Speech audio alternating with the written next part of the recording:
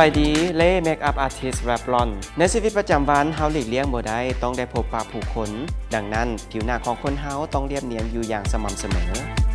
มื้อนี้เล่จะพาสาวๆมาสร้างลุคในการแต่งหน้าแบบเรียบเนียนอย่างเป็นธรรมชาติด้วยแวบลอนโฟโต้เรดี้แอร์บรัชเอฟเฟกต์เมคอัพ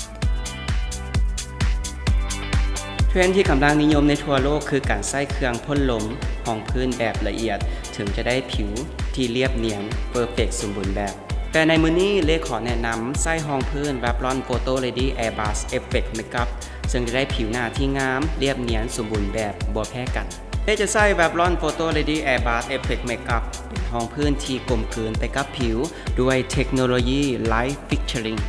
จะช่วยอำพรางผิวให้ผิวและเบิงเรียบเนียนละมุนละไมดุดดังการใช้แอร์บรัชเล่ขอแนะนำให้สาวๆลองเอาไปแต่งอยู่บ้านเมืองเด้อ